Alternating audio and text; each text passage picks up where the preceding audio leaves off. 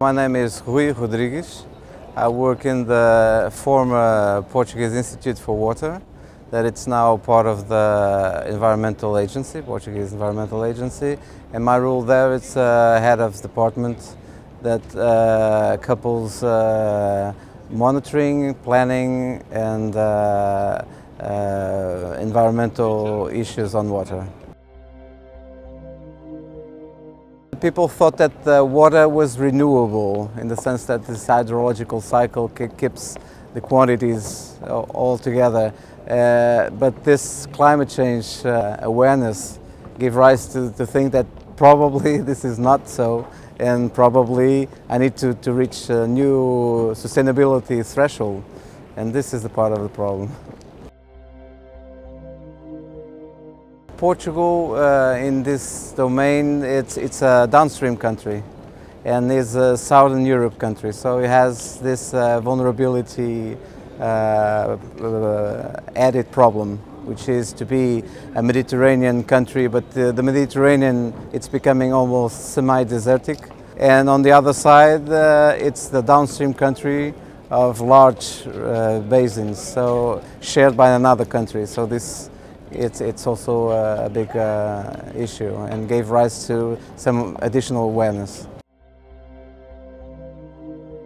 Politicians are increasingly understanding the issues of water, their relations between different regions, different countries, and I think the Water Framework Directive was a good start for this new view of the politicians and bringing them as part of the solutions.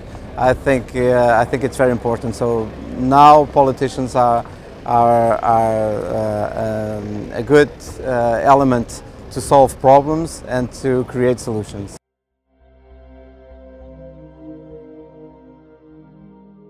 Other types of cooperation with other countries. We have special deals with Portuguese-speaking countries. So Brazil, Cape Verde, Angola, Mozambique, São Tomé, Timor.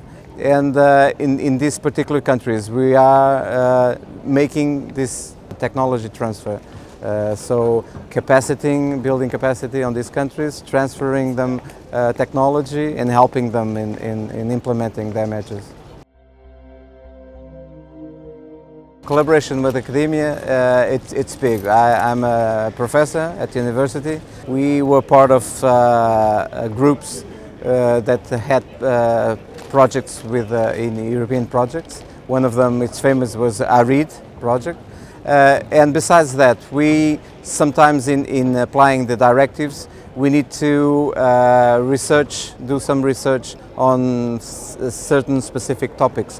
For instance, nitrates infiltration on remote areas, and we make collaborations, protocols with universities, for instance, to use isotopes or other techniques to do modeling, for instance, in headwaters. So specific topics are promoted in this way, and we sometimes are part of these teams, of scientific teams. So we have also expertise in terms of the knowledge in the field, sometimes empirical, some other times no. Most of our early warning system for floods, it's made in the agency by technicians of the agency. Our information system, it's all built in-house, so we're part of the scientific community and do share a lot of information and knowledge with academia.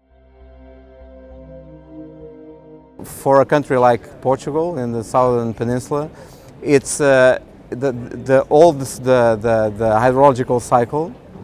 It's stopped, and the actions that take part after that, it's related to the lack of water in the atmosphere, then in the soil, in the top layer of soil, then in the bottom layer of the soil, then in the aquifers, and finally in the storage, surface storage and groundwater storage. So it's easy in this way to see what's going to happen next, if the next month when we have enough rain, and say, well, in the next month you have problems with crops that the usual crops for the season crops that usually depend on water for growing. Then you have to talk to the farmers and say, if you are planning to do next crops, you're going to have a certain amount of difficulties or uncertainty, so better not do it. And for the ones you already done in fall, for instance, probably you have reductions of this sort. So you need to think if you want to do some preservation, irrigation help, or stop using your water and lose these crops.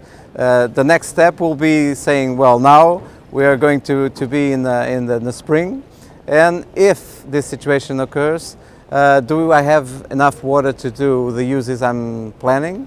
And if not, what type of reductions I need to do? So I guess Portugal, a long time, and we have had a lot of droughts since the 80s, strong droughts. It's easy to have this process on. And presently we are having a drought episode, and we are planning it and managing it on 15 in 15 days, with the possibility of going in one side or another situation, and what type of management solutions I have to adopt. So if in place I already have this type of devices to use, then it's good and it's more or less easy to do the management. But if not, if you start to because in some countries, when you see it's going to come a drought, you say, let me use all the water now and not lose what I have in place, and then the future we'll see. So this type of approach, it's indicative of lack of coordination and harmonization of strategies.